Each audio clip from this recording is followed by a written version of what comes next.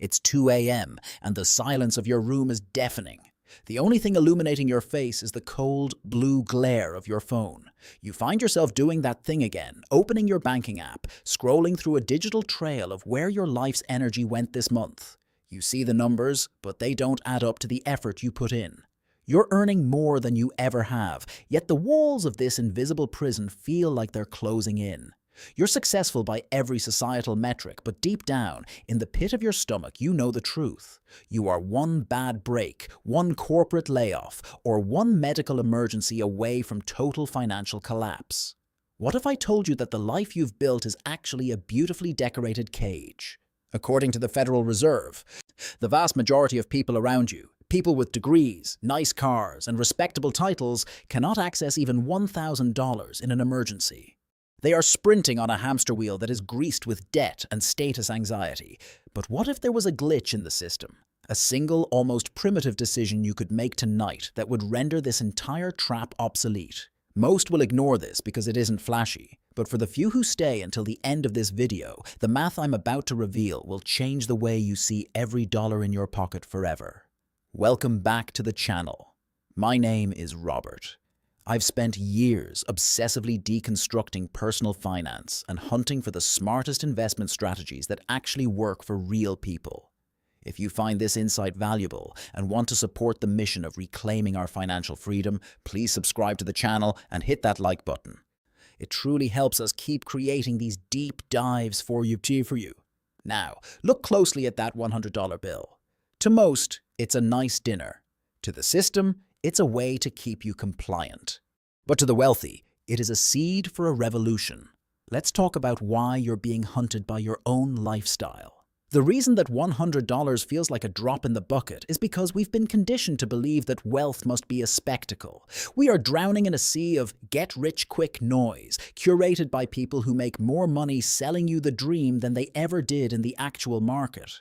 We see the tech founder who exits for $1 billion, the crypto trader who turned a stimulus check into a mansion, or the lottery winner showered in confetti. These stories are addictive because they offer a shortcut to the dopamine we crave. But I need you to understand something crucial. Those are events, not processes. Well, relying on an event to save your financial life is like trying to build a house by waiting for a lightning strike to frame the timber. It's not a strategy, it's a delusion. The real secret to building a life of total autonomy is incredibly, almost offensively boring. I call it unsexy finance. It doesn't make for a viral TikTok dance, and it certainly won't get you invited to late-night talk shows. It's the quiet discipline of doing the same small thing month after month, while the rest of the world is chasing the next shiny object. When I talk about $100, I'm not talking about a sacrifice. I'm talking about a seed. Most people look at a handful of seeds and see a snack. The wealthy look at those same seeds and see a forest. The struggle you feel. That internal resistance to saving such a small amount is actually a biological battle. Our brains are primitive. We are hardwired for immediate survival, programmed to value a meal today over a harvest 10 years from now. The hedonic treadmill ensures that as soon as we get a raise, our definition of a necessity expands to swallow it whole. We buy the better car, the faster phone, the premium subscription, and we wonder why we're still gasping for air at the end of the month. I want to shift your perspective. I'm not asking you to save money. Saving feels like loss. I'm asking you to buy. Every time you redirect that $100 away from a fleeting impulse and toward your future, you are buying a piece of your own freedom. You are purchasing days, weeks, and eventually years where you never have to answer to a boss you don't respect or a job that drains your soul. This is the unsexy, quiet revolution of the 1%. It's not about having the most. It's about needing the least from a system that wants to own you. To understand how that $100 transforms into a weapon of mass liberation, we have to look at the cold, hard numbers that the consumer world hopes you never calculate. To understand how that $100 transforms from a simple bill into a weapon of mass liberation, we have to look at the cold, but hard numbers that the consumer world desperately hopes you never calculate. Math is the only universal truth in a world full of marketing lies, and when you apply it to your life, it acts like a bucket of ice water to the face. Let's break down the mathematics of the gap. Imagine you are 25 years old and you decide to stop letting that $100 leak out of your life every month. You take that seed and plant it into a boring, low-cost S&P 500 index fund, which has historically returned about 10% annually. For the first 10 years, you might feel like nothing is happening. You look at your account and see about $20,000. It's a nice cushion, but it doesn't feel like wealth. This is where most people quit. They see the slow start and decide that the new iPhone or the weekend trip is worth more than this sluggish growth. But they are missing the exponential curve hiding beneath the surface. If you simply keep going, by the time you hit 65, that original $100 a month hasn't just added up to the $48,000 you physically contributed, it has exploded into over $600,000. Think about the sheer gravity of that realization. Over 90% of that final fortune didn't come from your labor. It didn't come from your boss, your overtime, or your stress. It came from your money working while you slept, ate, and lived your life. This is what Albert Einstein allegedly called the eighth wonder of the world, compound interest. But there is a dark side to this math that I need to be brutally honest about. Every single month you wait, every year you spend finding yourself or treating yourself before you start, you are incinerating the most valuable asset you will ever own: time. If you wait just 10 years to start, all beginning at 35 instead of 25, you don't just lose 10 years of contributions, you lose more than half of your potential end result. You would have to invest nearly $300 a month just to catch up to the person who started with $100. This is the opportunity cost that no one talks about. That $100 dinner out isn't just $100, it's a $2,000 theft from your 70-year-old self. When I realized this, it changed my entire relationship with money. I stopped seeing prices in dollars and started seeing them in freedom hours. I began to understand that the gap, the space between what I earned and what I spent, was the only true measure of my power. If your income goes up, but your gap stays the same because you upgraded your life, you aren't getting richer. You're just running faster on the same wheel. The math proves that you don't need a miracle to be free. You just need to stop the bleeding and let time do the heavy lifting. But to do that, we have to identify the invisible vampires currently draining your accounts. The reason we find it so difficult to hold on to that gap, despite knowing the math, is because we are living in a sophisticated extraction economy designed to bleed us dry, one convenience at a time. It's not just you. It's an entire system built by the world's most brilliant minds at places like Silicon Valley and Madison Avenue, staying up at night to figure out how to bypass your logic and tap directly into your dopamine receptors. They've made spending effortless. One-click purchases, auto-renewing subscriptions, and buy now, pay later schemes are all engineered to remove the pain of paying. When you don't feel the money leaving your hand, you don't feel the loss of your future. I want you to look at your fixed costs with a new level of skepticism. Most of us are victims of inertia. We pay the same insurance premiums, and the same cell phone bills, and the same internet rates year after year because we're too busy to shop around. But the companies know this. They count on your laziness. They reward new customers with low rates while quietly raising yours. Spending just one afternoon negotiating these bills or cutting out the vampire subscriptions, those streaming services and apps you haven't touched in months, isn't just about saving a few bucks.